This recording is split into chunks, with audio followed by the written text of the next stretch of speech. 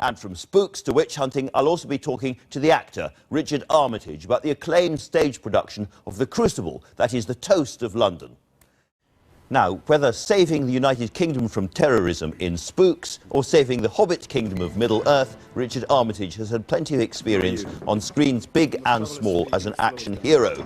His latest role on stage in London is as John Proctor, the flawed and great hero of Arthur Miller's best-known play, The Crucible. One review said that this production was so good it hadn't been directed, but conjured as if by magic. Here is a brief glimpse. What keeps you so late? It's almost dark. What are you? I have seen your power. You will not deny it. What say you, mister? I say, God is dead! Here! God damns our kind especially! We will burn together!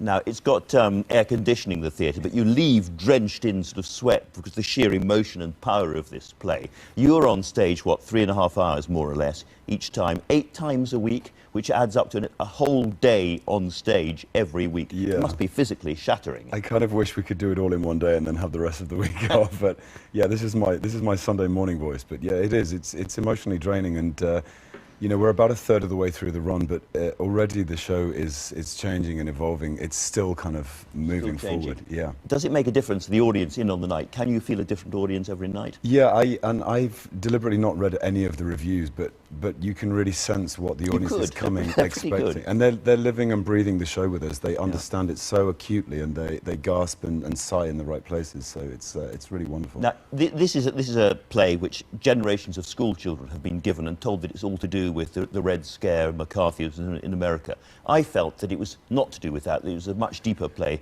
about kind of human betrayal, what in the end makes a good human being. Yeah, I think what's really magical about it as well is that Miller understood that he was writing about something which was happening to him, but he knew that it would happen again and again, and so he went further back in history and you know, went to Salem because he realized that by taking a parable, it would transcend his own time. He kind of understood that, and it has. And there are always witch hunts, and it's always very, very hard to speak against the current, I suppose, even today. Can I go back to your television work? Because Spooks is, I'm afraid, what most people know if I say afraid, but it was one of the very rare, long-running British series of that time. Most British series, you have 3 or 4 episodes and then they disappear again. Spooks went on for a long time. Did you feel that was a kind of a big moment in the development of British drama of that kind, TV drama of? Yeah, I feel like Spooks is maybe the last of its kind as well. We shot on film, so it had a particular look to it. I joined the series in series 7, but it always felt like it was a new event for me. And what I loved about it is that it was always just on the edge. It was slightly ahead of its time in terms of what was happening in the news. And very political. There was always a political line. It was about Islamism, it was about right-wing groups. There was always some kind of news-related theme. And I think you had specialists from MI6 and people helping you. We did, and when I went into the show, we had someone from the CIA and someone from the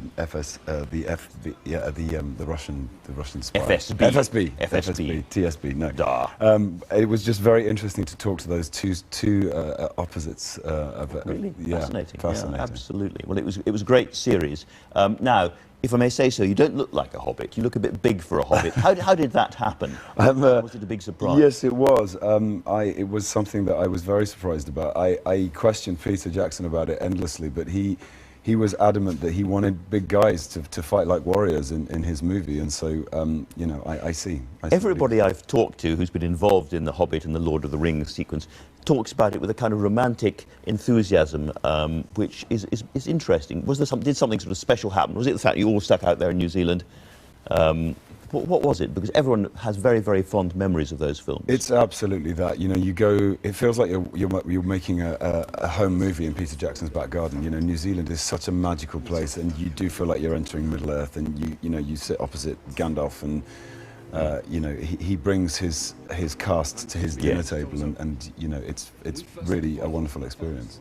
Just going back briefly to The Crucible, it seemed to me a Shakespearean play. I mean, it had the depth and intensity of the best Shakespeare, and it therefore made me wonder, do you see more big theatre roles coming up after this, or is it just so exhausting and shattering you think, enough already? If you're asking me that today, I'd say enough already. But actually, yeah, no, there's a number of roles that I'd like to tackle, because when you take yourself to that kind of operatic level of performance and the depth of character, it's incredibly satisfying. You think, I can do this, I can do it again? Yeah, I didn't know if I could before I started, but I feel you like can now. I do now. You can now. Richard Armitage, it's been an absolute privilege having you on. Thank you very much indeed for joining us today. Thank you for having me.